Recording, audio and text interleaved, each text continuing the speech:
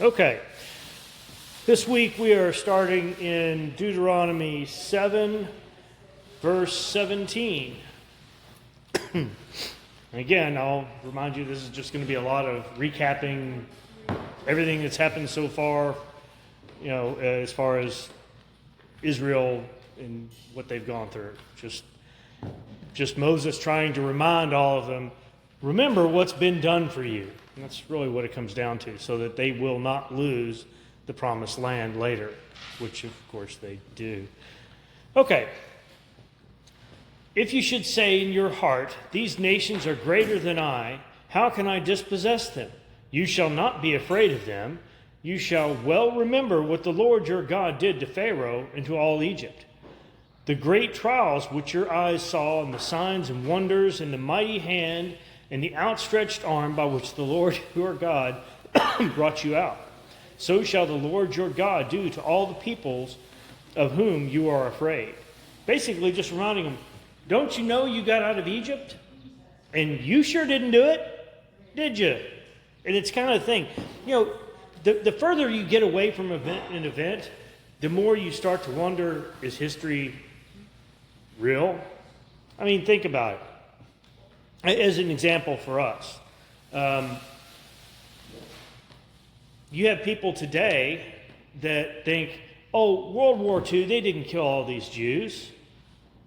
Well, yeah, they did. I remember seeing the videos of it in high school, the dead bodies stacked up. But the point of it being, who writes history? Has anybody ever paid attention to what his history says? His story. That's history. It's his story. Who writes history? The winner. If it's a war, it's whoever won, that's who writes the story. So do people ever write themselves in a bad light? No. So I understand the cause for concern or curious of deception, but here, these people or their fathers and mothers lived through this, and as they've been told several times, you will sit and talk of this when you sit in your house. That's back in 6-7 of Deuteronomy. You will talk about these things in your house as a reminder. Because keep in mind, written language existed, but not everybody could read and write. So their best way of remembering this stuff was oral tradition, which means they literally talked about it continuously. And as we've talked about before, how do they teach you in school? First through fifth grade, all it is repetition. They tell you the same thing every day for a week and go, oh, hopefully they got it now. Let's move on. It works. Repetition. How many of the songs from high school that you didn't even like do you remember every word of? More than you want to recall. But the reality is, you remember them. It starts playing, oh, I hate that song, but I know all the words to it. Why? Because it was on the radio all the time. It's repetition. So when we're rereading this again, keep in mind, which seems like we're summarizing it now, but it's repetition because he's trying to make sure these people don't remember what happened to them and how God has taken care of them and gotten them out of these situations. Like out of Egypt is the one he's talking about now. But again, that's what this is for. And reminding them that, hey, all these people you're afraid of, well, you were afraid of the Egyptians too. How'd that work out? You walked away from that one. Same concept. Moreover, the Lord your God will send the hornet against them until those who are left and hide themselves from your perish. You shall not dread them, for the Lord your God is in your midst, a great and awesome God. The Lord your God will clear away these nations before you, little by little. You will not be able to put an end to them quickly, for the wild beasts would grow too numerous for you. Do you know what he's talking about there, or why? Because this kind of gets interesting to me. Because it takes on the reality of it. Normally you think, oh, they just went in and killed them all, and it was a great battle, and that's that. We're talking about them coming in and basically kicking out or killing millions of people. If you go in and kill millions of people in a short period of time, in reality, what's going to happen? The wild beasts are being fed really well. The dogs, I don't care if your region has bears or if your region has coyotes or whatever animal you don't like, There are going to be plenty of them. Every carnivore is going to be doing really well, living high on the hog and having buku kids. Which means you got 1 million people you just killed. You normally think, oh, it's a battle where 1,000 people died. That's one thing. But if you come out with 10,000, 20,000, 100,000 people dead, you can't bury those. You want to dig that many graves? You know how long it takes to dig 6 feet down? Longer than I want to think about. Point of it being, they didn't have a backhoe to get out and get the job done, okay? So what they would have had to hand dig all this. They're not going to do that. By the time they dug them all, they're only like 12,000 people that they're sending in. 1,000 men from each tribe. So when you look at it that way, they're 12,000 Israelites, but we're talking about killing, in theory, and this is what God's saying, well, we're not going to do it this way. You can't go in and kill them all, because if you do, the wild beasts are going to overtake you. Because they're going to grow and they're going to take over the land, not you. So I find it interesting God's putting into perspective for them. The wild beasts would grow too numerous for you. He's right. It makes logical sense. And we're not talking about, the deer are going to grow plentiful. No, that would be good. Why? They're food. But what do deer eat? Deer eat vegetables. And my flowers.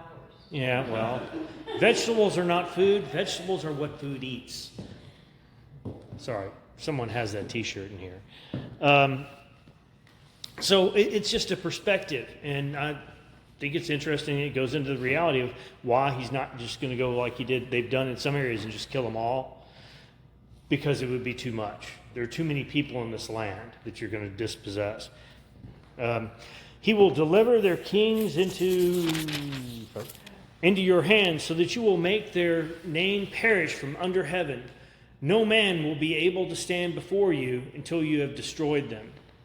Now, they do have to destroy them, because you don't want them rising up again later. I mean, you need to get them dispersed enough that they're not going to just move down the road and take over the next kingdom or join with them to fight you as you get closer. So you've really got to destroy their spirit and everything else. The graven images of their gods you are to burn with fire. You shall not covet the silver or the gold that is on them, nor take it for yourself, or you will be snared by it. For it is an abomination to the Lord before your Lord your God. So, all these people had idols, and good reference point for us is typically think of the burial chambers of the kings in Egypt. Okay, so they say that's what the pyramids were built for, but either way, there are places they put pharaohs and their wealth. Well, you see these golden statues. Keep in mind, it's gold over wood. If it was that much gold, if it was pure enough, well, you wouldn't even be able to touch it. You'd leave a mark. And if it was, ladies probably know, if you have a pen that is truly solid gold, including the pen, that pen will bend every time. Why? It's solid gold. It's going to bend. It's not strong. It's kind of, you're the only one in here that knows all about gold.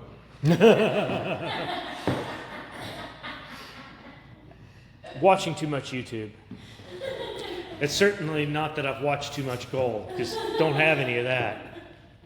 Which will be shown by the fact that all of my vehicles are older and not new. He has the newest vehicle in the family, not me. Not even Julie. So, you look at this stuff in perspective and think it's all just coated over wood, because if it was that solid, you wouldn't even be able to move it. It's so heavy. And you damage it moving it if it was pure gold. So that's why he's saying burn this. But the key here is don't burn it and try to capture the gold. Just burn it. Let it go. Don't worry about it. Basically, my interpretation of it in some ways is, I'm God. If I want you to have more gold, I'll give you more gold. But you're not to use this gold. Okay? That's the bottom line. Not this gold. And at least that I can understand. Because I admit, I can see the determination. You know how hard it is to get gold? And it's just right here. All I got to do is burn it and, filter it through some stuff, reburn it, get rid of the ash. No. Just, this is bad stuff. It was used to go against the Lord. And that's why he wants them to get rid of it. You shall not bring an abomination into your house, and like it come under the ban, you shall utterly detest it, and you shall utterly abhor it, for it is something banned. What?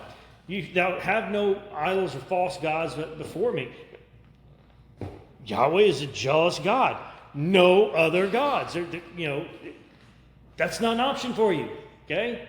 Just none of that. Beginning and end of story. And so that's what I think he's trying to get back to is, look, I've given you the rules already. You just got to follow them. So stay away from this stuff. Just get rid of it. I want it out of the land. Because how do we learn to sin? Well, you see it. Okay? That's one of the terrible things about the internet. Okay? The internet's great for finding all kinds of information. A lot of it's wrong, but the point is you can find all kinds of information. You can also find all kinds of bad things out there too. While there may be nothing new under the sun, there are all kinds of new ways to deliver that same thing under the sun. So go into the porn industry or anything else, oh, now it's all free. It's not pay sites. It's all free. It's just out there. It's bad stuff. But if you don't see it, you're less likely to think about it. You're less likely to go after that. And less likely to have a problem for it. Back when you didn't really have the internet, I'm still going to pick on that industry for a minute because it makes the point, I think. Bookstores and all would have Playboy and, all these other magazines up there. But they'd have them wrapped so you couldn't see it, okay? In most of the stores, not all of them. But the point was, at least keep it so that, society at the time was still keep it at least so you don't see it, so it's not brought to little kids' attention or something else. It's not a focus. You're trying to stay away from that sin. Don't look at it. That's why it was wrapped up. You had to know what it was to go after it. And know you wanted it to go after it. That's why the first time I went to Las Vegas, David and I were walking down the strip, and here's these little kids handing out porn pamphlets. Yeah. Yeah. How in the world can you do that? Yeah. Oh, and it gets worse. Last time I was in Vegas, even the little cards, like the stripper cards, I think they are. You're just trying to, I'm trying to look somewhere else. So you're looking at the ground like I've got to go over here to my event and do this. Looking at the ground. They're all over the ground. You can't even look down to look away. There is no looking away in Vegas. It's right there, whether you like it or not. Wonder why the Baptists had their convention there 4 years ago to convert all. Ooh, it's not to convert anybody. Why would you go to a place called Sin City to have your convention? There is no justification for that in the world, and that's what they did. That ticked me off. I'm sorry. That was one of those, why are we paying in the Southern Baptist Convention? That don't make any sense. I have a big problem with that. Especially being there, because every time I've been there, save once, it was always work. And I've been there several times, but it's always because I had work to do. And fine, that's just the way it was. But there were some things you think you can avoid, and no, it's not an option. You told me you were already being approached as you came off the airplane. Yeah. Mm-hmm. It's one of those cities that it's the only place I've been in my life when I got off the plane, I just felt like my feet were burning and I need to get back on. And I really, literally mean that. I felt like this is just a really bad place. I am not comfortable being here. I know I'm here for work. I've got a job to do. I'm going to go do the job. But I just feel like I need to get out of here. And that's not a feeling I normally have. I'm one of these, I'll just go deal with whatever. I just felt bad being there. I didn't like it. But this is the world we live in. And that was just odd to me. It's the one place I've been in, and I've traveled not all over the world. I've traveled a lot on this continent. I've traveled to smaller islands, usually working, not always. But my point is I've never been anywhere other than Vegas that I just felt like my feet were on fire and you couldn't get away from evil. It's just, you can't. It's there. And it's someplace that really, explains why God is telling them to get rid of these idols, burn everything, all this evil stuff. Earlier in the more detailed version, they're talking about getting rid of the Asherah poles, or Asherah poles, however you want to pronounce it, and all this stuff. Because you're supposed to get rid of all this stuff that's to make you think, oh, well, I've heard about that God. Let me go do a little research. No, just stay away from it. And that's why he's wanting to get away from it, because as a child, we try to keep kids innocent, except the ones handing out pamphlets in Las Vegas, right?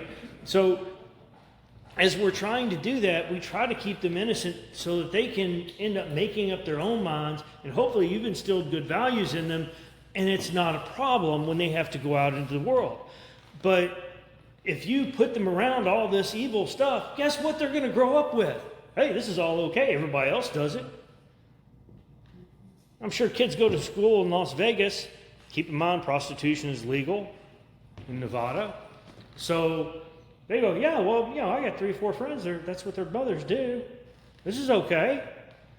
No, it's not. And this is where God is telling them, I want you to stay away from this. I want you to be innocent. I don't want you to have these other thoughts in your head. Stay away.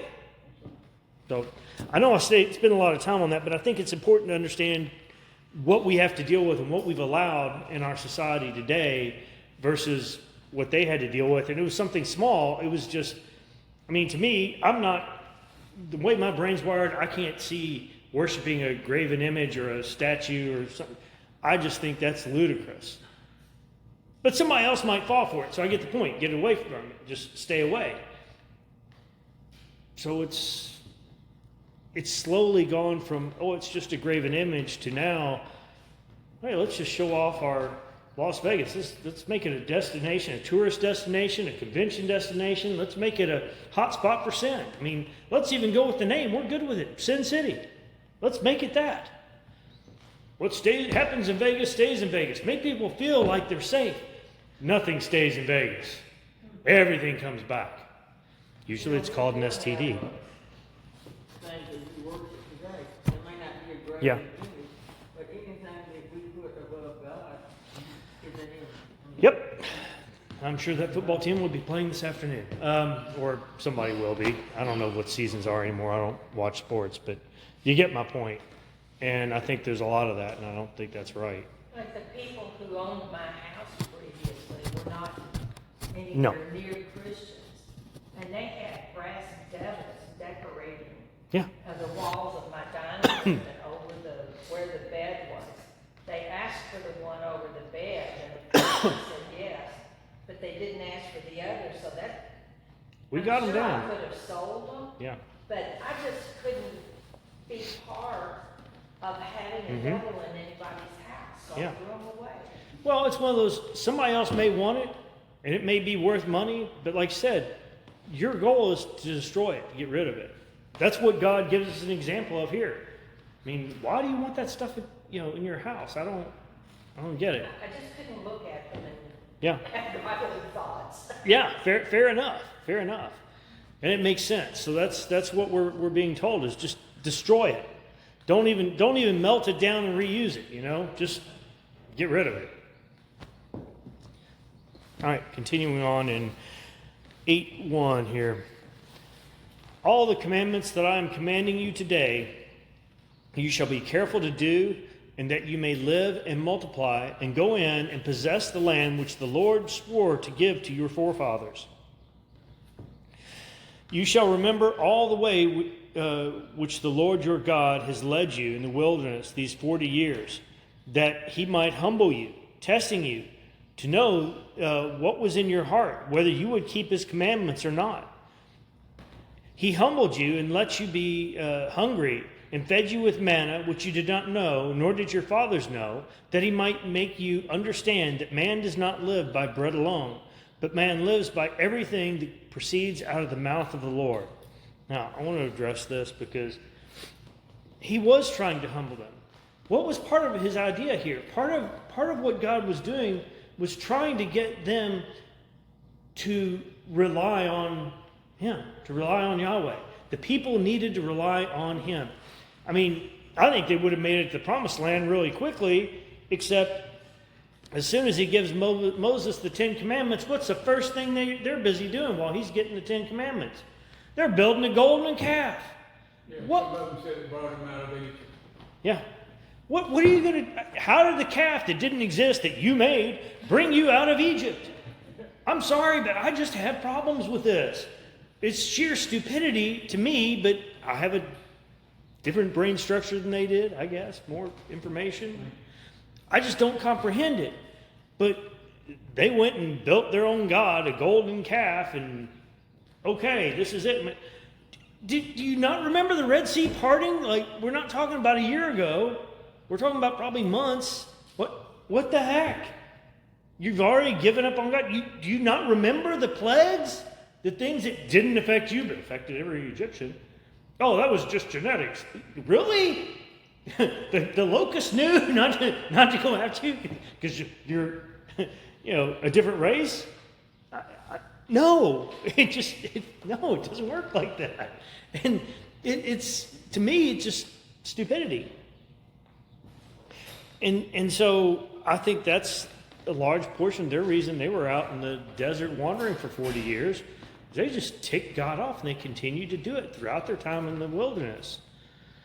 But he tested them. Basically, it's kind of like what the military does. I've not served, but I know people that have. And what's the first thing they do in boot camp? Break you down and make you basically do what they want you to do.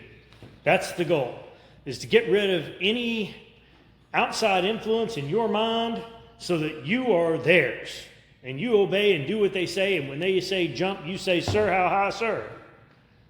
That's how it works. That's what boot camp is about. That's what Yahweh put the Israelites through by the 40 years in the desert.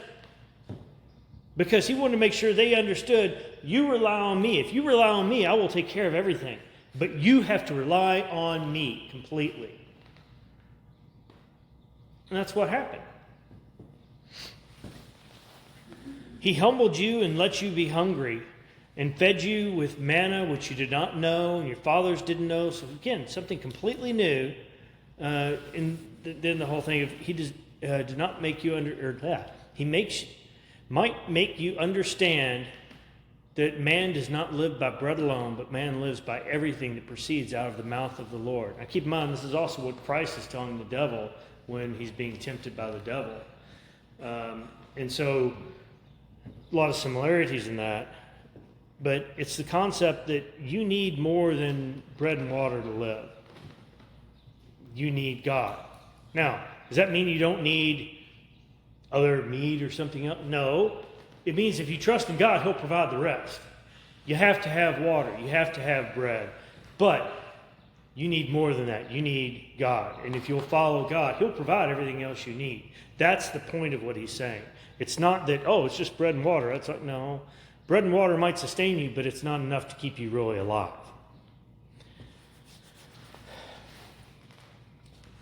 Your clothing did not wear out on you, nor did your foot swell during these 40 years. Can you imagine wearing the same clothes for 40 years? Now I venture to say some of you have been alive long enough that, your parents lived through the Great Depression or something like that, and they made sure that, you understood you mend, you repair, you fix, you don't buy new. And if you buy new, you make that sucker last, right? I had one of my grandparents that you will make it last. I don't care what you do, you're going to repair it. That ripped shirt's ripped 4 times, I think we can still fix it. We're going to do it one more time. When you talk about not having clothes, when my mother was 16, both her parents were already dead. Mm-hmm. And an uncle had become her guardian during World War II. Well, he got called up to war. His wife went back to western Kentucky where she lived. And mother at 16 had to quit school and get a job and support herself. She had 2 dresses, the one she had on and the one she was washing. Yeah. And that's something where I think today we don't appreciate that. If you all recall, we had a clothes donation and all that stuff here when I first got here. But the only people who would come to get clothes, people would donate stuff all the time. We'd come here and there'd be trash bags down there full of clothes where people just dump them, or up here, yeah. And so we put all those in a room, but the thing is, only people that showed up to get stuff were people that wanted to go through and see, let's see what I can sell. And they'd look for the name brands and stuff they know they'd go sell online and make some money off of. Everything else stayed there. The point of it being that in this country, in our lives today, and what we know is reality, and I say that what we know because you can go to other countries and this isn't true. But here, we're such a land of excess that even the homeless don't want the clothes down there. Well, it doesn't say Gucci on it, I don't want it. You know, it's insane, but that's the way some people are. Y'all know this. I mean, I knew kids in high school wouldn't wear anything if it wasn't a name brand of the day. That was the dumbest thing. I certainly wasn't wearing it. Yeah, that wasn't happening. And so, you have to have a different mindset. You have to understand that, for them, they were in a position where God took care of everything, not just their clothes. He took care, their food, but he took care of their clothes. No, yeah, you do. You're wearing the same thing for 40 years. Whatever you walked out of Egypt with, you've still got. Well, my grandparents would have been happy with that. Well, it's still good, man. There's nothing wrong with this. When my kids were growing up, they wanted, of course, name brand. Yeah. Because Sure. I was paying for it. Yeah. But as they got older, they get a lot of their stuff from Walmart. Yeah. You save money when you're paying for it. Yeah. Yeah. It's one of those, when it's somebody else's money, you want the best. But as soon as it's your money, yeah. All those Obama phones, those are iPhones, man. We're not even going Samsung. No, we're going iPhone. Why? Because somebody else is paying for it. Taxpayers. Point being that God provided everything for them. Well, it's right down to their clothes. Thus you are to know in your heart that the Lord your God was disciplining you just as a man disciplines his son. Therefore, you shall keep the commandments of the Lord your God to walk in his ways and to fear him. All right, well, we should fear God. He's the one that can truly destroy us. Heart, mind, body, soul, physically, everything. He's God. He's got full control. You don't talk back to him. It's the concept of, on a smaller scale, of you don't need to be talking back to your parents. That's not the way this is supposed to be. Fear them. Don't forget about that. Therefore, you shall keep the commandments of the Lord your God, to walk in his ways and to fear him. For the Lord your God is bringing you into a good land, a land of brooks, of water, of fountains and springs, flowing forth in valleys and hills, a land of wheat and barley, of vines and fig trees and pomegranates, a land of olive oil and honey.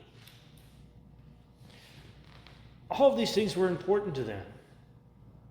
And all of these things were going to be provided. And they were already in the land. And keep in mind, they weren't going to have to come in and cultivate everything and clear the land and get the trees out and get the rocks out of the fields.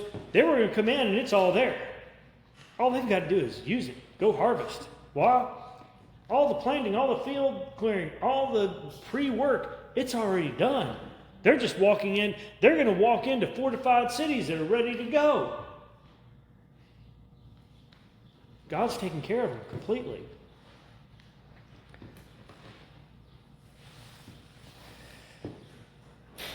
A land where you will eat food without scarcity, in which you will not lack anything. A land whose stones are iron, and out of those hills you can dig copper. Okay, what's he mean when he says stones are iron?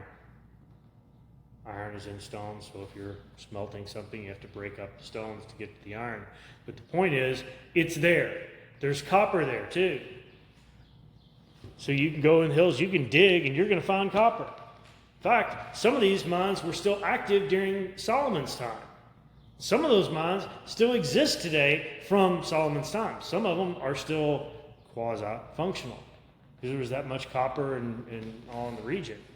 So all these things that they would need for a good life, really, it's all there. It's all in the regions they're being provided. God's thought through this whole thing.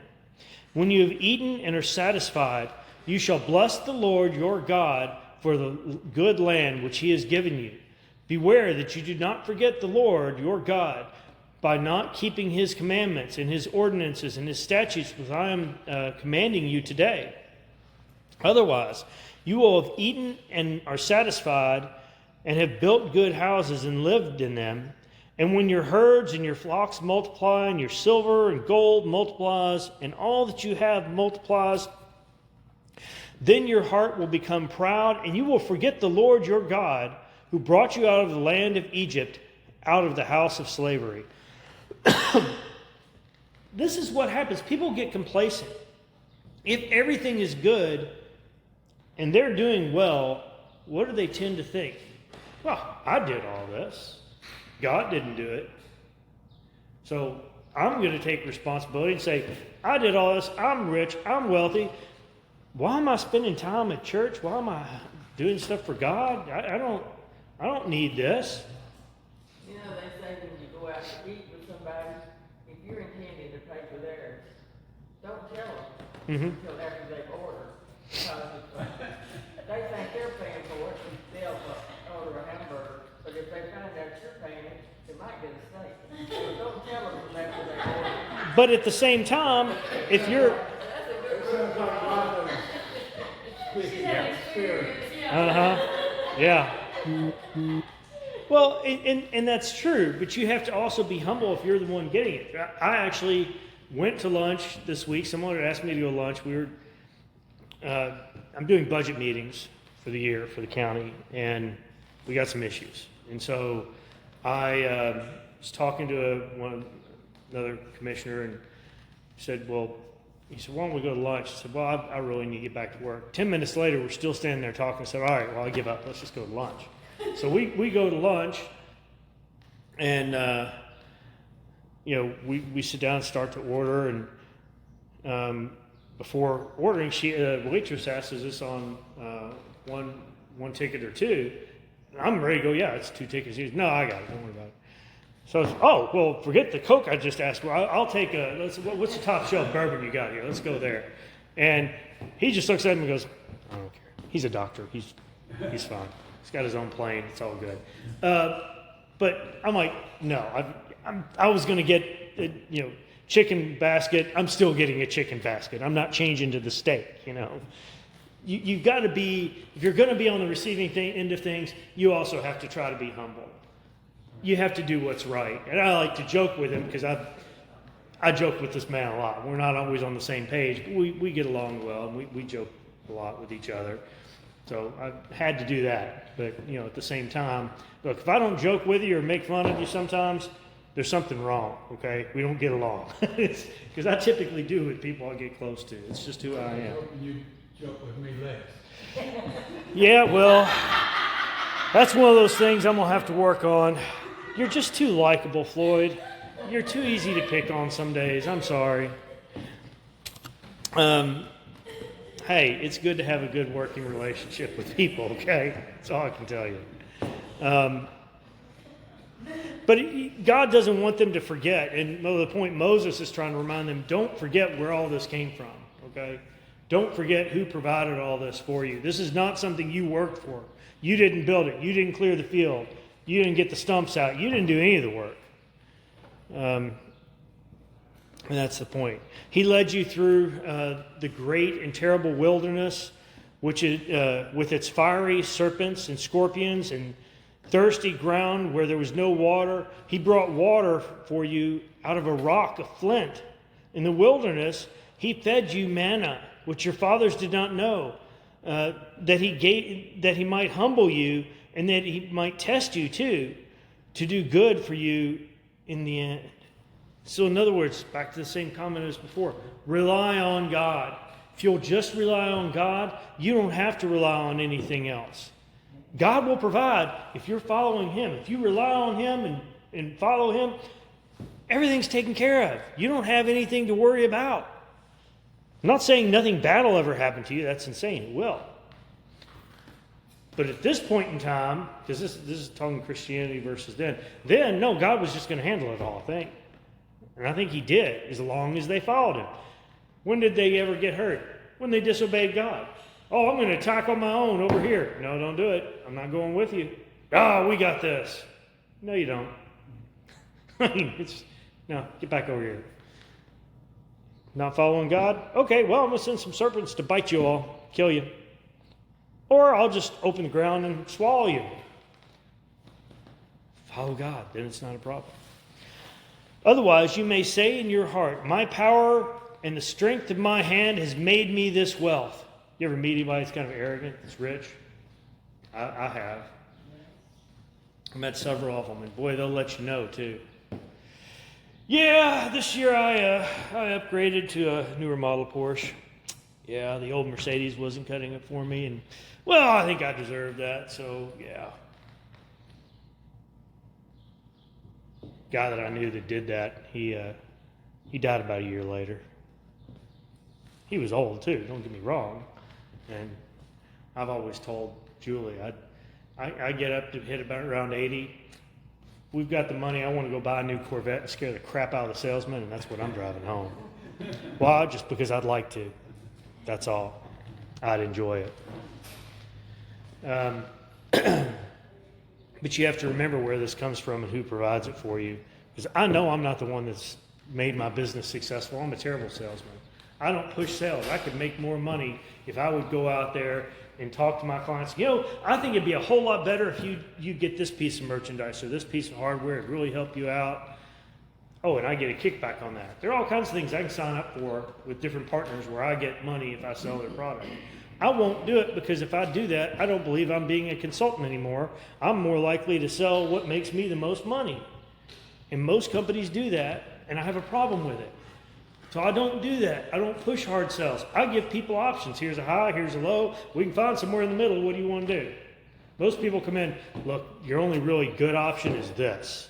It's going to be the Cadillac and make them the most money. And I don't think that's right.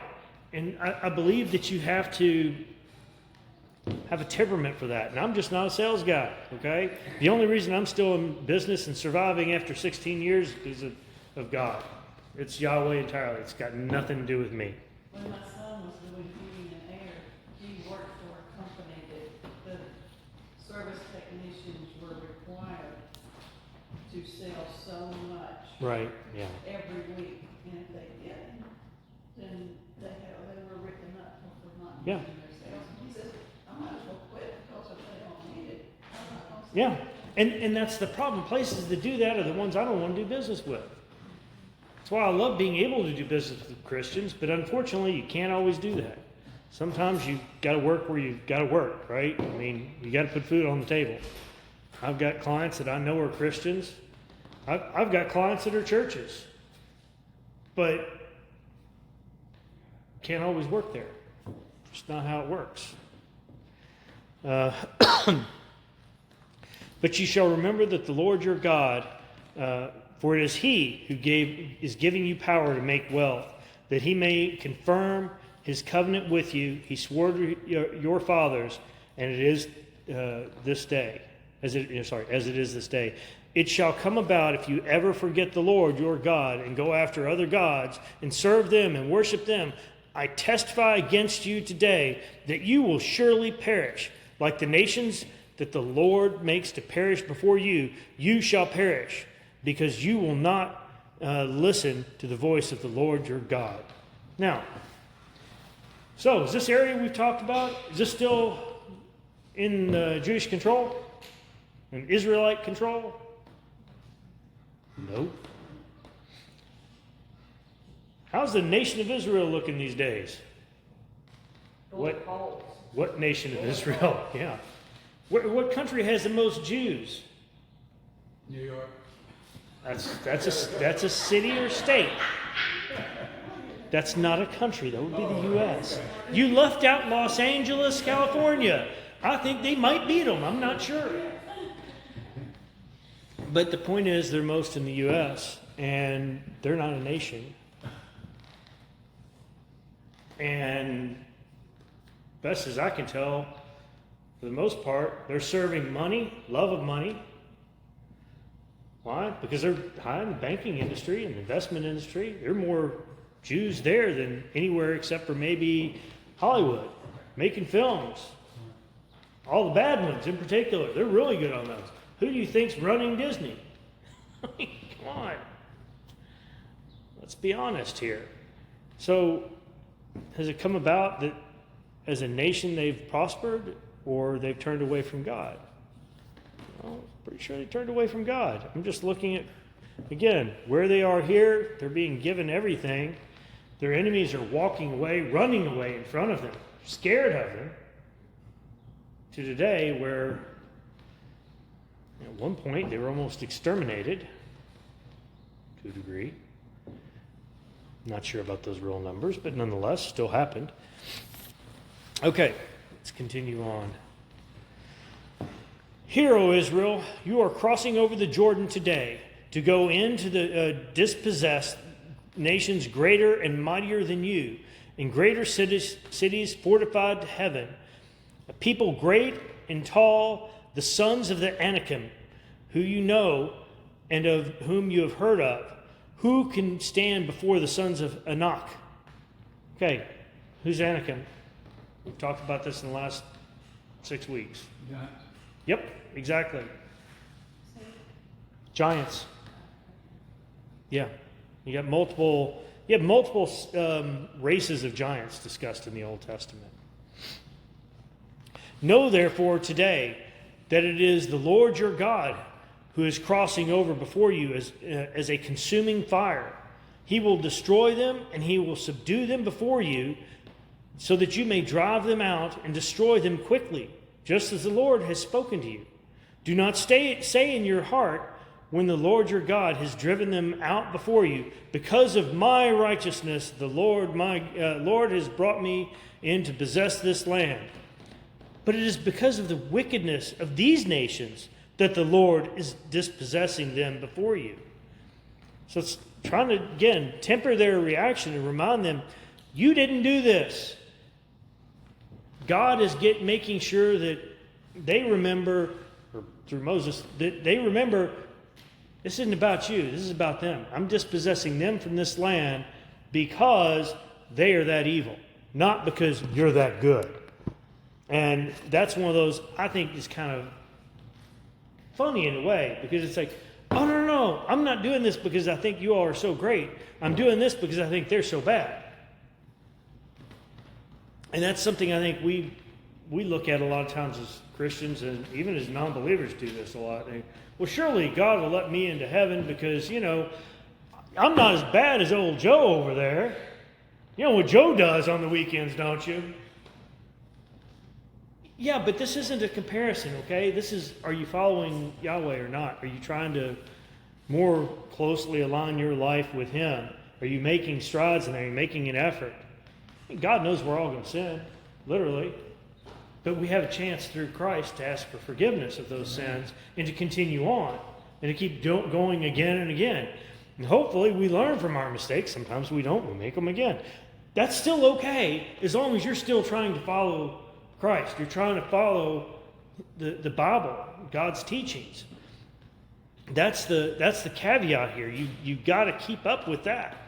And remember that it's not about how bad somebody else is. That's Old Testament. And this is where I like to compare. How is it with what we're talking about? This is Old Testament. This was, you're the lesser of two evils. This is where we're going. No, today it's, are you following Christ, yes or no?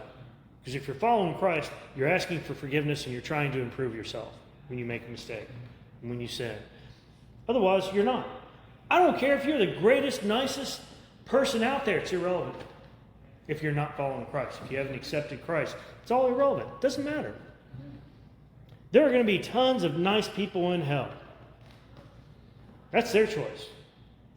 Their comments of, well, God wouldn't send me to hell. No, He doesn't. You do. Your choice.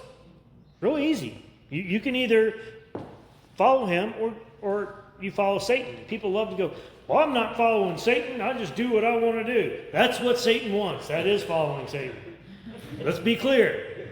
Because I hear that when I talk to people, like, well, I'm not, it's not like I'm following Satan. I'm not going out and doing this bad thing or that bad thing. I've not killed somebody. I go out, I donate to various charities. I'm a good person.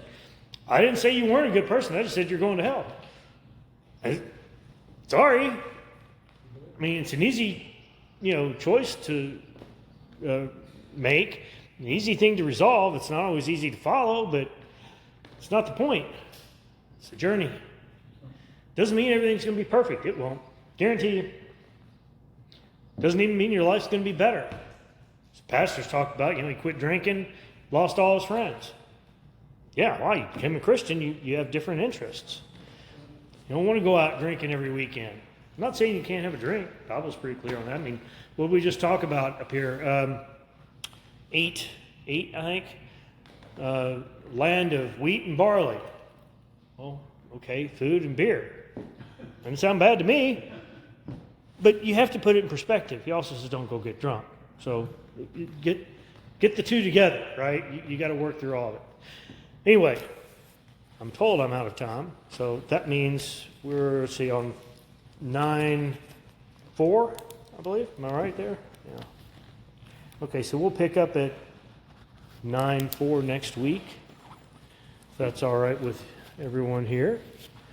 And I hope you all make it back. But let's go ahead and, yeah. Got two more prayer requests. Okay. One, for your mom's healing. Yeah. Those